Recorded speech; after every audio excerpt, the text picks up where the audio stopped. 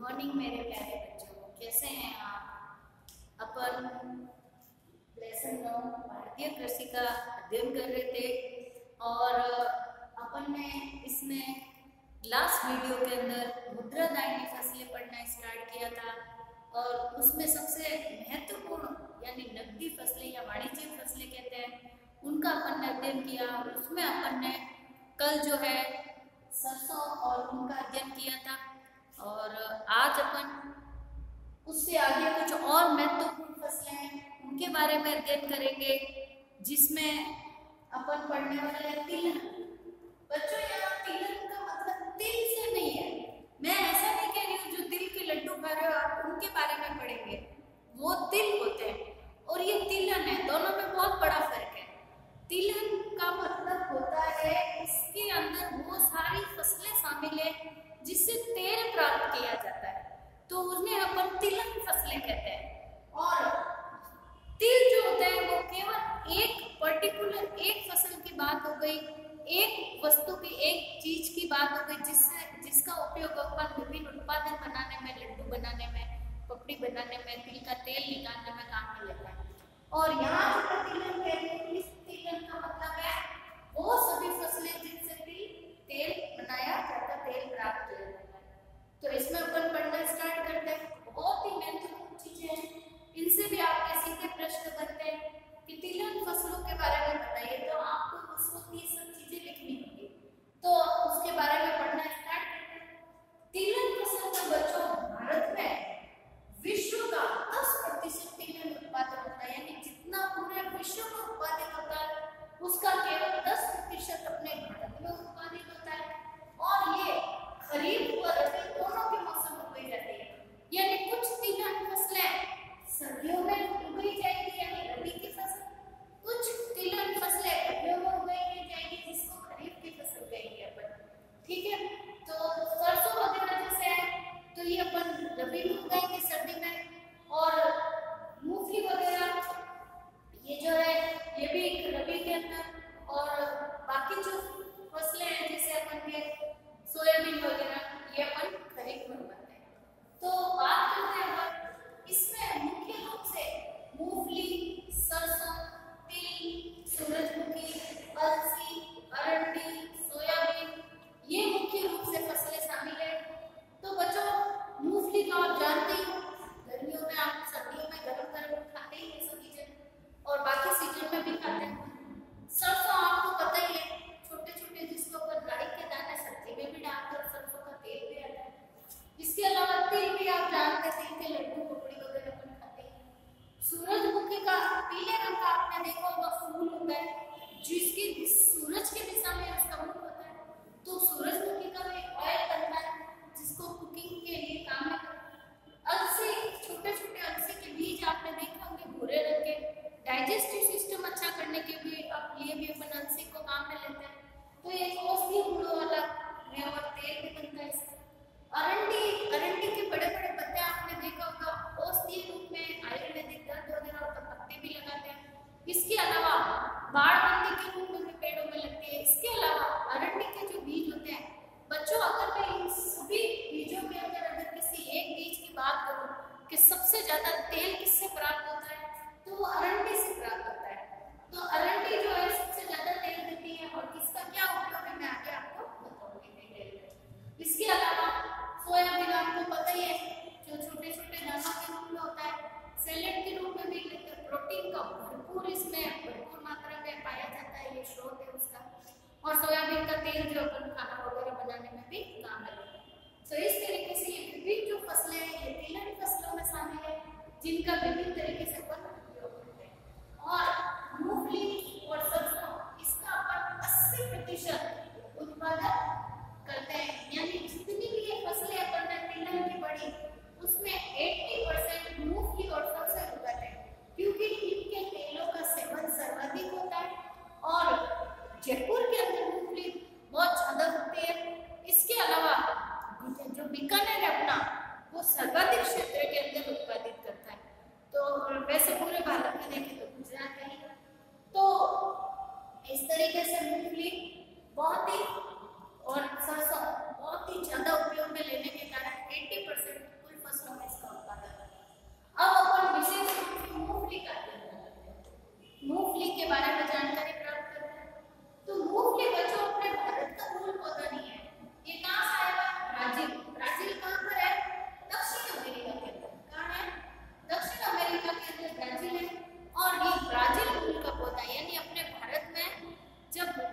विदेशी यात्री आए थे यहाँ पर, तो वो अपने साथ ये पौधा लेके आए थे और यहाँ उगाया, इसीलिए इसको ब्राजील फूल का पौधा कहते हैं।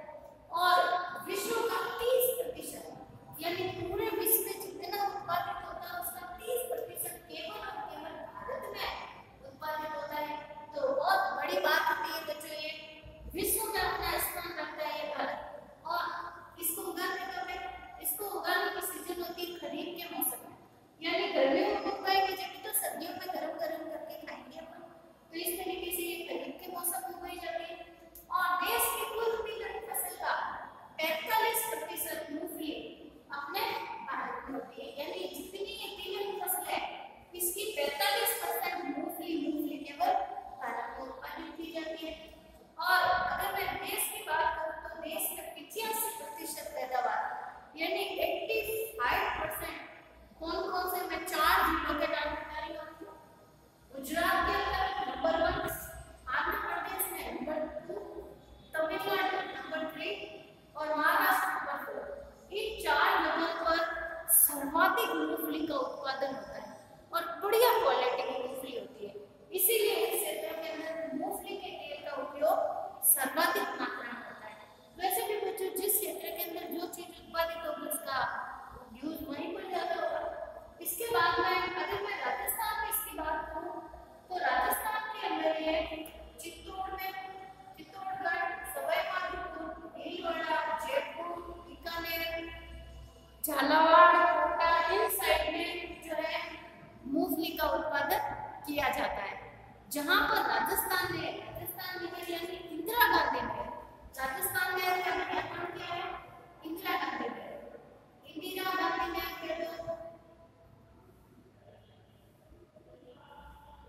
चाय अपन इसको राजस्थान में रखते हैं, एक ही बात है। तो इंदिरा गांधी ने जहाँ पर टैंकर आती है, पानी उपलब्ध कराती है, उन क्षेत्रों में ये उत्पादित है। इसके बाद में हम बात करेंगे मुख्य फसल सरसों के बारे में। सरसों जो है बच्चों, ये पूरे विश्व का 70% उत्पादन करती है। मूंगफली तो 30% ही करे, ये 70% अपने भारत में उत्पादित करता है। सरसों राई जिसको अपन कहते हैं, राई से थोड़ा बड़ा दाना होता है, वो सरसों का तेल के रूप में उपयोग करते हैं। इसके अलावा देश की कुल तिलहन फसल का 35% सरसों प्राप्त किया जाता है, यानी जो पूरे देश के अंदर जितनी फसलों का उत्पादन करते हैं उसमें 35% सरसों से होता है। और देश के 85% उत्तर भारत से प्राप्त की जाती है। यानी अगर भारत के दक्षिणी भारत, उत्तरी भारत 2 भागों में बांटे तो उत्तर प्रदेश, पंजाब, हरियाणा, मध्य उत्तर प्रदेश, बिहार, ये जो मध्य का भाग है ना, जो भाग है और इंदिरा गांधी नहर का पानी पहुंचता है, इन जगहों पर इसका उत्पादन सर्वाधिक मात्रा में होता है। इसके अलावा अगर मैं उत्पादन की दृष्टि से देश में स्थान बताऊं इनका, तो देश के अंदर जो है फर्स्ट नंबर पर अपने सरसों के अंदर राजस्थान, उसके बाद में 41% भाग यहाँ पर होता है, उत्तर प्रदेश सेकंड, मध्य प्रदेश थर्ड और गुजरात 4th नंबर पर होता है। और अगर मैं राजस्थान में इसकी बात करूं तो अलवर, भरतपुर, हनुमानगढ़ और गंगानगर, इन 4 जगहों पर ये गंगानगर, बीकानेर, झालावाड़, बांसवाड़ा नहीं, झालावाड़, कोटा, इन क्षेत्रों के अंदर जहाँ पर पानी अच्छा है, इन क्षेत्रों में भी ये उत्पादित होता है। और अब अपन करेंगे अन्य फसलें, यानी ये तो थी तिलहन फसल में मेन फसल जो बहुत बड़ी मात्रा में उत्पादित होती है और पूरे विश्व में अपना एक स्थान रखती है। अब अपन अन्य फसलों के रूप में जो दूसरी तिलहन फसल है उनमें से भी जो बहुत ज्यादा उपयोगी है उसके बारे में जान लेते हैं। पहला अरंडी जो है मशीन का, इसका उपयोग मैं बताऊं बच्चों, इसका उपयोग जो तेल होता है इसका बड़ा तेल गाढ़ा होता है, इसलिए मशीनों के अंदर जो लुब्रिकेट ऑयल अपन दिया जाता है उसके रूप में इसका काम आता है। साबुन बनाने के लिए इसका उपयोग होता है। इसके अलावा जो चमड़ा उद्योग होता है, जानवरों की खाल उतारने के बाद में, क्योंकि मैंने आपको बताया इस तेल में बहुत चिकनाहट होती है, गाढ़ा होता है, इसलिए उनके ऊपर, चमड़े के ऊपर लगाते हैं जिससे वो सॉफ्ट होता है और से विभिन्न तरह के प्रोडक्ट, जूते, चप्पल, कैप, जैकेट, बेल्ट, दुनिया भर की जो चीजें होती है वो बन सकती है। तो उसमें इसका बड़ी मात्रा में उपयोग होता है उद्योग धंधों के अंदर। इसके अलावा इसके उत्पादन की बात करूं तो 65% उत्पादन गुजरात के अंदर और 25% उत्पादन राजस्थान के अंदर होता है। और वैसे भी इसका तेल इतना आयुर्वेदिक होता है, मेडिसिन बनाने के लिए भी इसका उपयोग किया जाता है। ठीक है, इस बीज से तेल की मात्रा अधिक और लुगदी कचरे की मात्रा कम होती है। उसके बाद में बात करेंगे सोयाबीन की। तो सोयाबीन का 70% मध्य प्रदेश में, 20% महाराष्ट्र में और 10% राजस्थान के अंदर उत्पादित किया जाता है। तो सोयाबीन बच्चों आपको पता है छोटे छोटे जो दाने होते हैं व्हाइट कलर के, हल्के से येलो सा लिया हुआ, तो चमले जैसे बिल्कुल वैसे ही नजर आते हैं और उससे तेल बनाया जाता है कुकिंग ऑयल के रूप में। कोलेस्ट्रॉल की मात्रा इसके अंदर बहुत कम होती है, इसलिए इसका उपयोग ज्यादा होता है। 70% मध्य प्रदेश में, 20% महाराष्ट्र और 10% राजस्थान के कोटा, बारा इस क्षेत्रों में विशेष रूप से उगाई जाती है। अब बच्चों बात करेंगे अपन भारतीय अर्थव्यवस्था में कृषि का योगदान, यानी जो भारत की अर्थव्यवस्था है जिसके उद्योग धंधे और कृषि को तो अर्थव्यवस्था की रीढ़ की हड्डी कहते हैं। ये समझ लो कि पूरे भारत की कृषि व्यवस्था जो है कृषि क्षेत्र से जुड़ी हुई है और इसके उत्पादन से। तो जो कृषि है इसका अपन की अर्थव्यवस्था के अंदर क्या योगदान है अपन विभिन्न पॉइंटों से देखेंगे। बच्चों यहाँ पे आपके सीधा एग्जाम में क्वेश्चन बनता है, सीधा ये क्वेश्चन बनेगा कि भारतीय अर्थव्यवस्था में कृषि का क्या योगदान है, सीधा ये प्रश्न आएगा। तो इसके अंदर सबसे पहला अगर अपन देखें रोजगार के रूप में सकल घरेलू उत्पाद में सहायक, विदेशी व्यापार में योगदान, उद्योगों के कच्चे माल के रूप में आपूर्ति, औद्योगिक उत्पादों के लिए बाजार।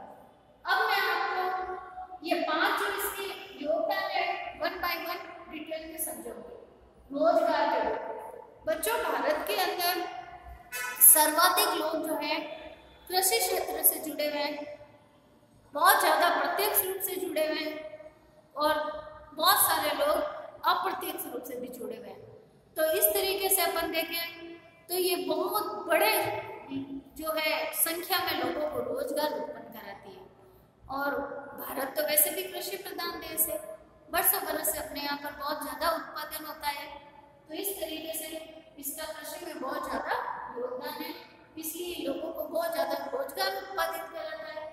ठीक है, दूसरी अगर अपन बात करें तो सकल घरेलू उत्पाद में से सकल घरेलू उत्पाद का मतलब होता है जीडीपी। जीडीपी कैसे निकालना है बच्चों?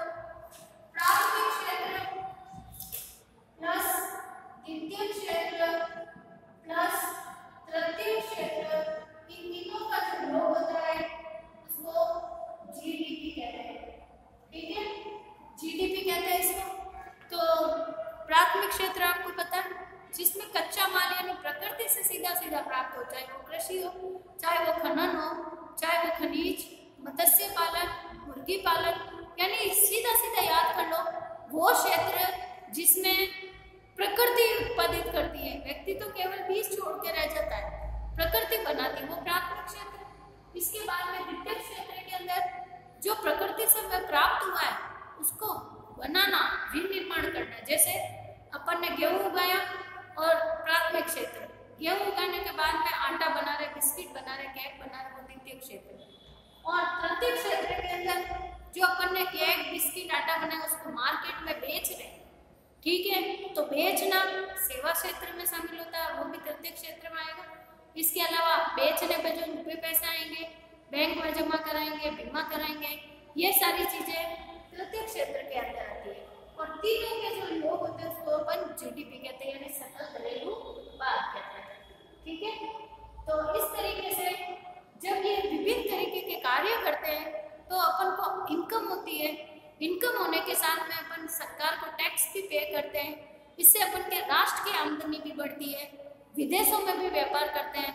तो इस तरीके से ये अपन के सकल घरेलू उत्पाद में सहायक होती है।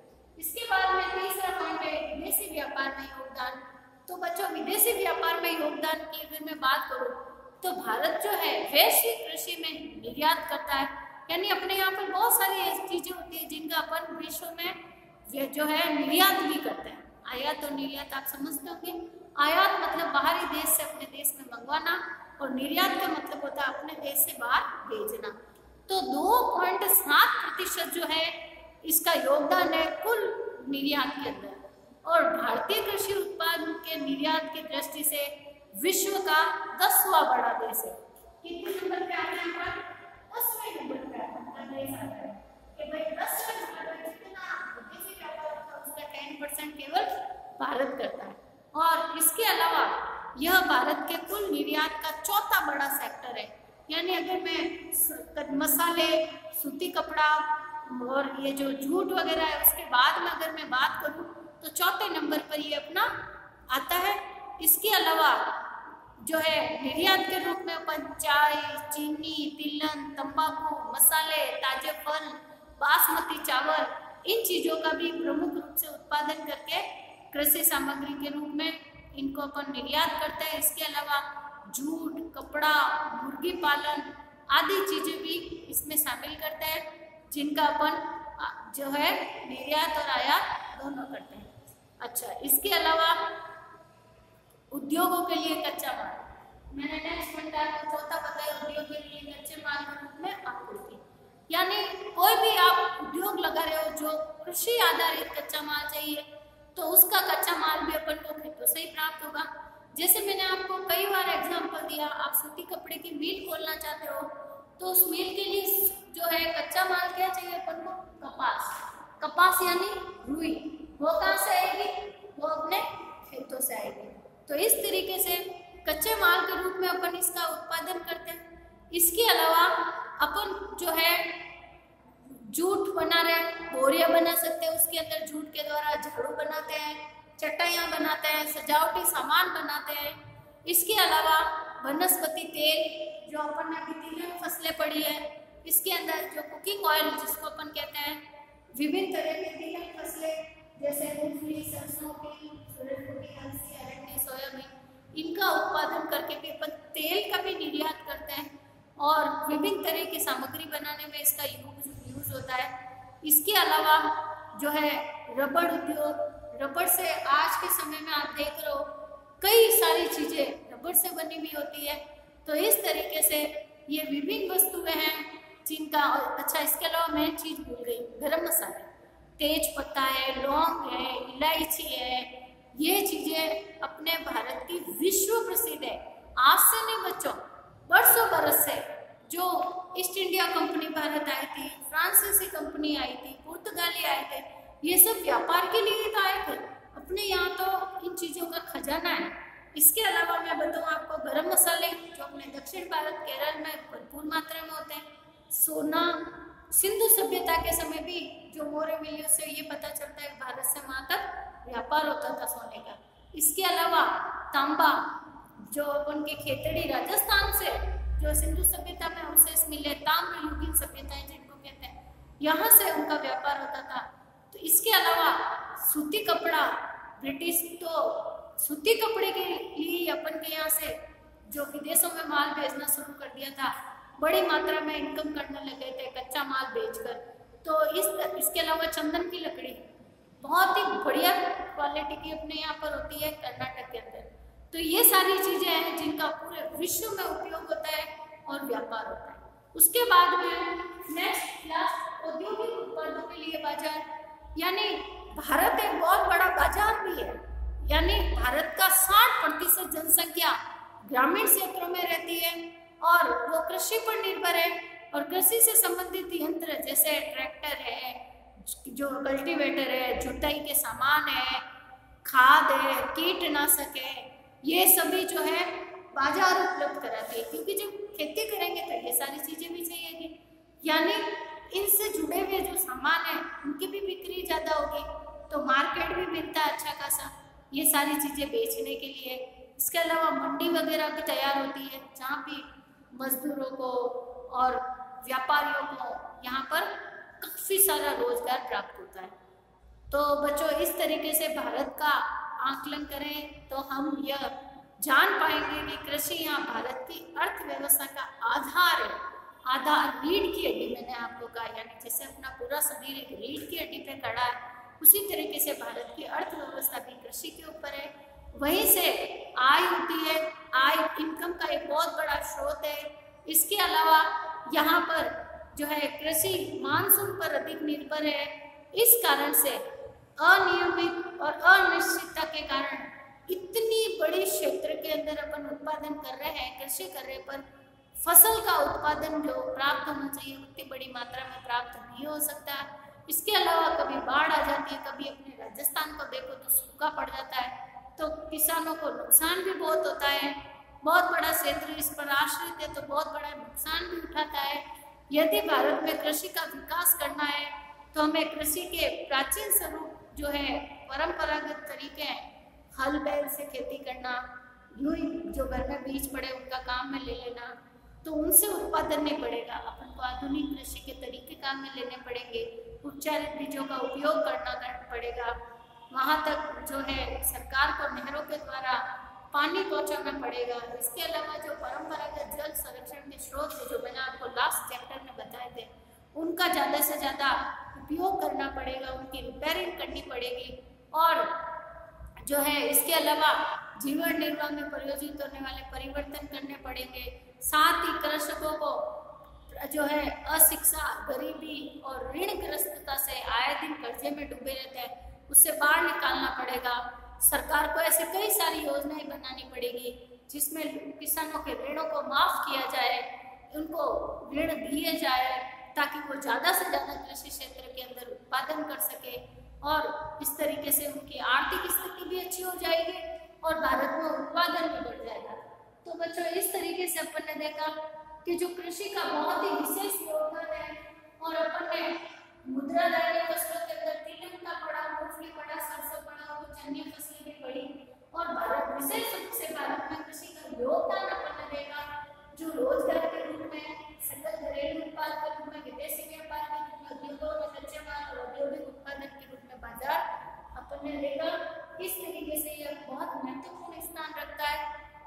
तो बच्चों, मेरे ख्याल से ये चैप्टर आपको बहुत अच्छे से समझ में आ गया होगा, और अब अपन जो है ये चैप्टर आज यहीं पे ख़त्म करते हैं, और मैं इसके क्वेश्चन आंसर का PDF आपके व्हाट्सएप पे डाल दूँगी, और आप वो सारे क्वेश्चन जो है कॉपी में नोट करेंगे, क्योंकि परीक्षा में इनसे सीधे प्रश्न आते हैं।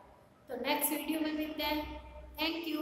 वीडियो को लाइक और शेयर करना, अच्छे से नोट